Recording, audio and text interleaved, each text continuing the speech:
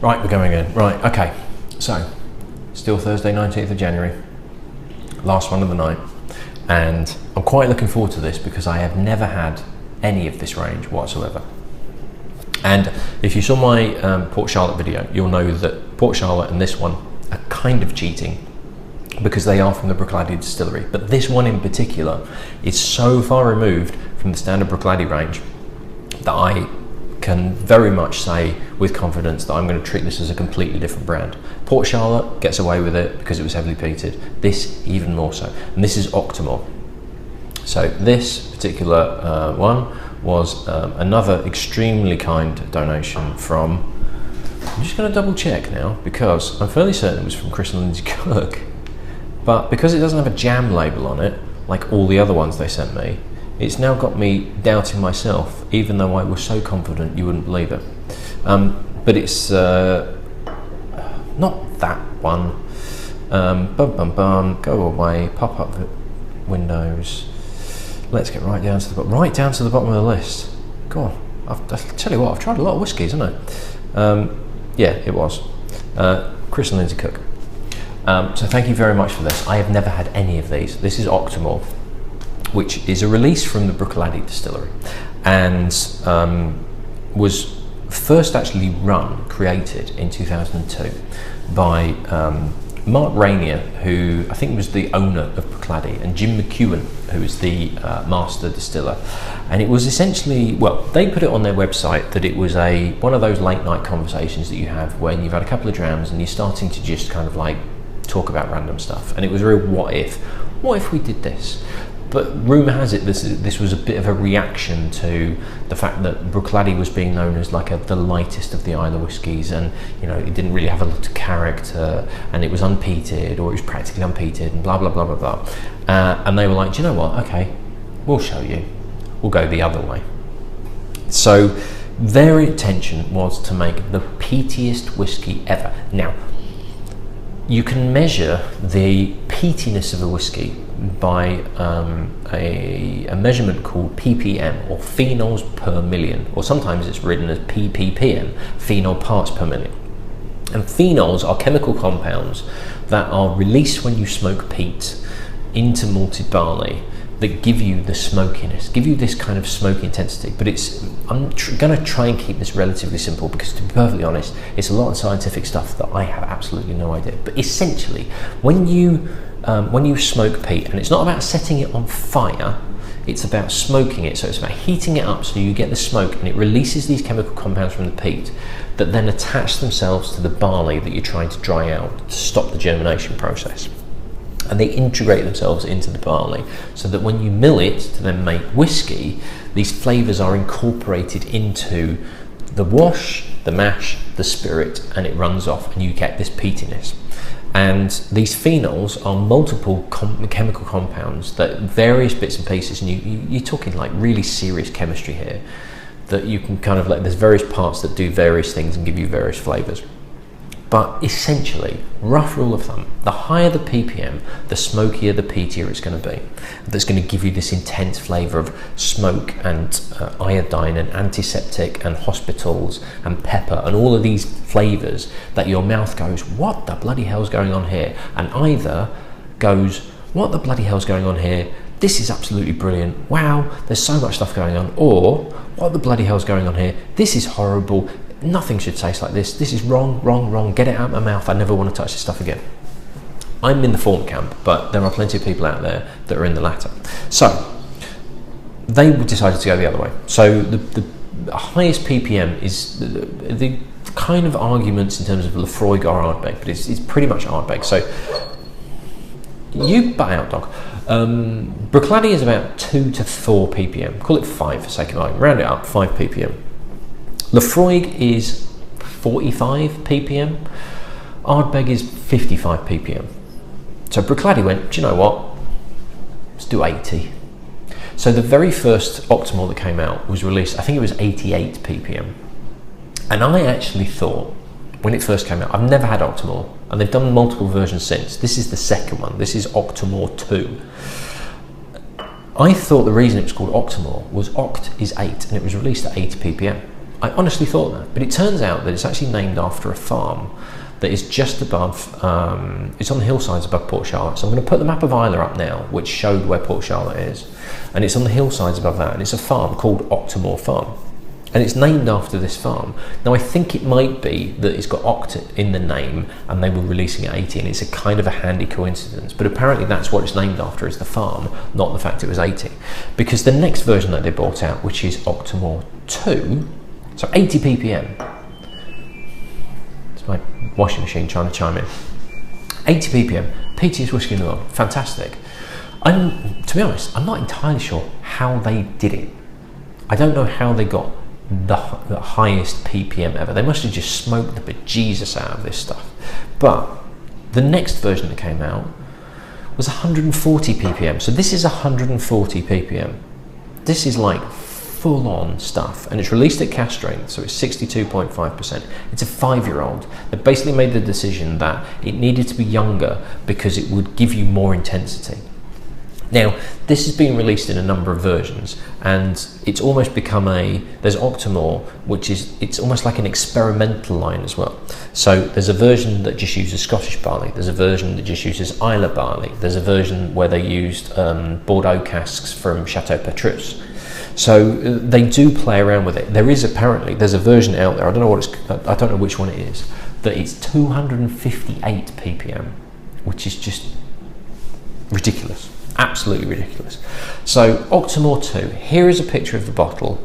I've seen it on sale at an auction site for 90 quid. However, Hard to Find Whiskies, which are based in Birmingham, are selling a bottle of it for 400 quid. It seems to be that Octomore is about 100 to 150 upwards. It's, this is limited release, expensive stuff, but this is totally distinct. And I'm looking forward to this because I have never had an Octomore at all. I think I was working at the whiskey shop when the first one came out. Yeah, I'm fairly certain I did, but I never had a chance to try it.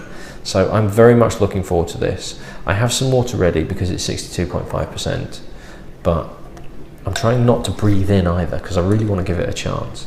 So this is very much, now if you don't like peated whiskey, I think it's safe to say you're probably not going to like this. But if you don't like peated whiskey and you're watching this, I will try my best to give you an idea of just how full on it is, if indeed it is quite full on.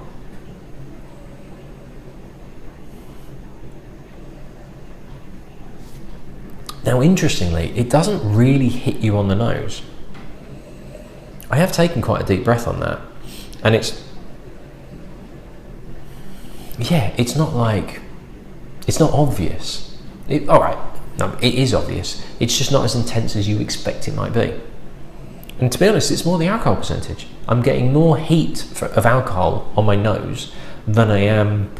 There is a medicinal character to it, there is a pepperiness to it, but it's not really kind of obvious. It's lighter than I thought, and I'll be honest, I'm picking up marzipan.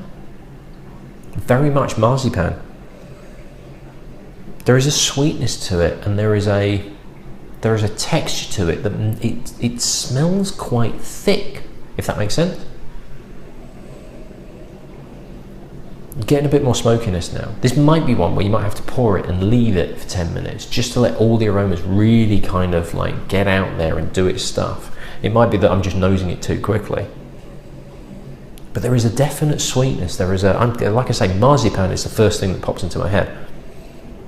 But the more I nose it, the more I'm getting, there is a medicinal edge to it, there is antiseptic, there is black pepper, but it's nowhere near as kind of rah as I thought it might be. Okay, let's go for this then.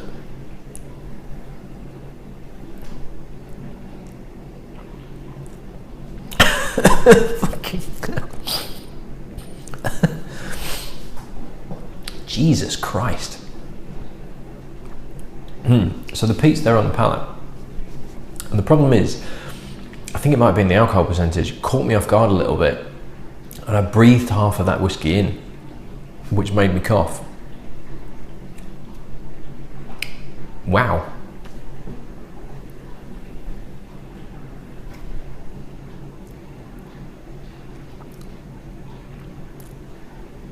Holy crap, that's intense. It really is. The thing is it's too intense. I'm obviously going to have to add water to it. But it's almost like the intensity of the peat and the alcohol percentage is just making all my taste buds go, nah, shut down. No, too much, mate. I'm not even going to try. Just swallow it. I'm not going to give you anything. Too much, mate. It's too intense in terms of it's not that it's made my mouth numb, but literally, like, my taste buds have just locked down and gone, I'm not even going to try with this. It really is not quite wince-inducing, but I'm going to give one more little try.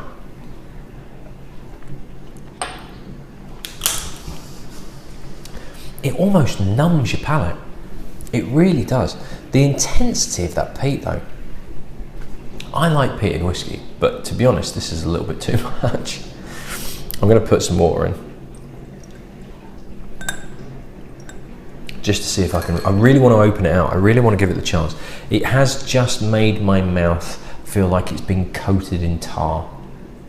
It really does. And that is a combination of slightly numbed from the alcohol and then the sheer intense peatiness. And this is pure, it's almost like I've eaten a mouthful of dirt and ash. It's like you've had a bonfire and just mixed the dirt with a straw, with a stick, and then just shoved a bit in your mouth. And your mouth's just kind of like, nah. It's made my tongue go slightly numb a little bit. It has, the aftertaste, it just leaves your mouth pretty kind of knocked out. And it's not that it's unpleasant, it's just not really enjoyable. Right, I've put water in this now. And now there's like a lemoniness coming through. There's a nice lemon sweetness. It's like lemon curd, but it's not sweet or delicate, but there is a kind of element of that. It's still intense. It's still like a, you know, I think I might have brought it down to about 50%.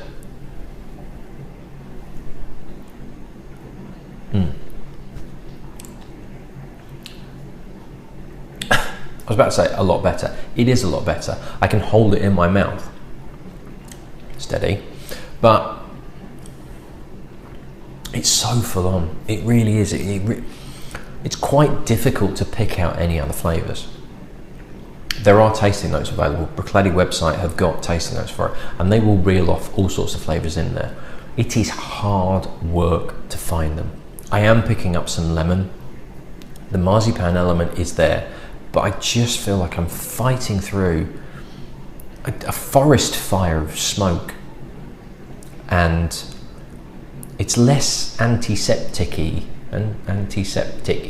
it's less medicinal than I thought it would be. It really is a very, very, very, very intense smoke, and it's fire smoke, it's bonfire smoke, but it's a very, like I say, it's a forest fire smoke. It's too full on, it's too concentrated, it's too intense.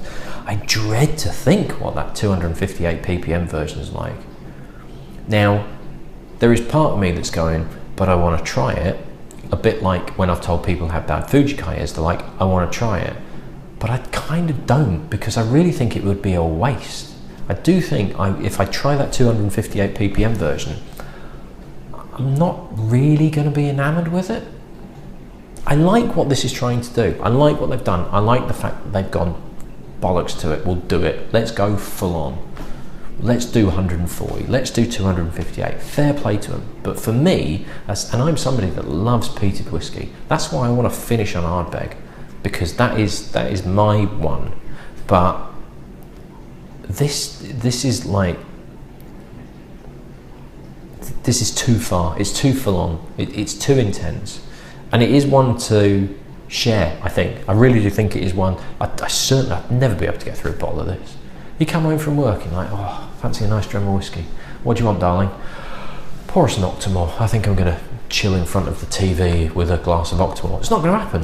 Ain't going to happen at all. It's too much hard work. You've got to fight this bloody thing, because this punches you in the face. This is hard work, and I don't really. Sometimes it's nice to have a whiskey to, work with and discover and play with and go, right, what flavours have we got and everything like that. This is too hard. This is too much like homework after school that you didn't really want to do.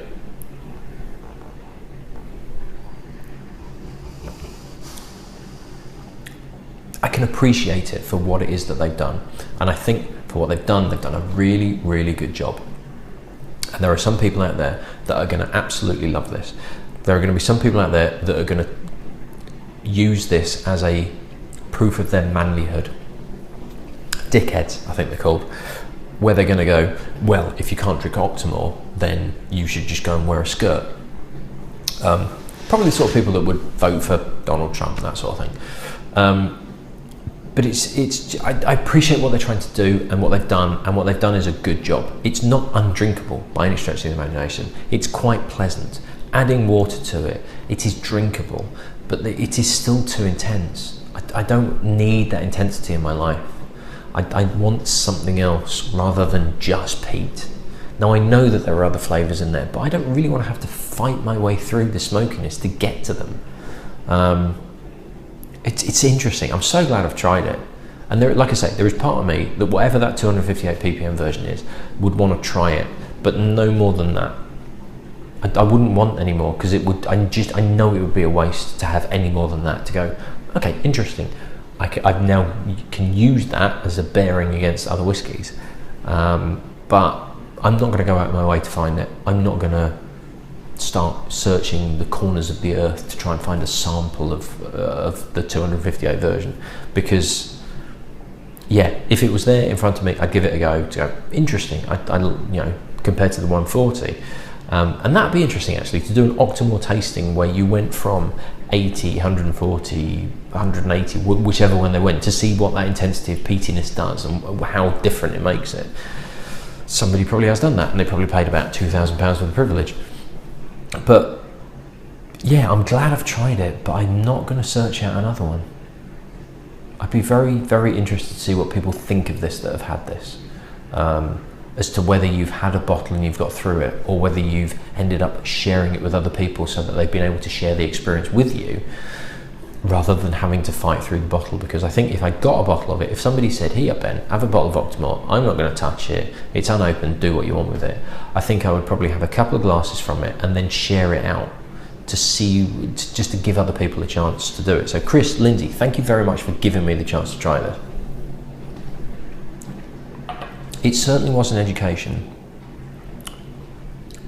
but I've got a bit left of this actually. And to be honest with this, I might even take this with me on Saturday and see if there's some people that want to try it. In fact, I am. Share the love, pay it forward and all that lot. The remainder of that I'm going to take with me on Saturday, because I don't think I'm going to drink the rest of it.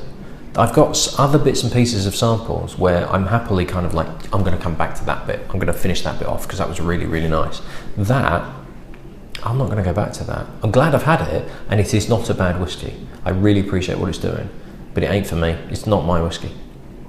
Right, so Chris, Lindsay, thank you very much. Please don't think I didn't appreciate that, and I don't think you think that. So that's me done. The next video you watch will be on the live show. In fact, it's possible that you're watching this while I'm doing the live show, but you should actually be watching the live show because I'll be live streaming it.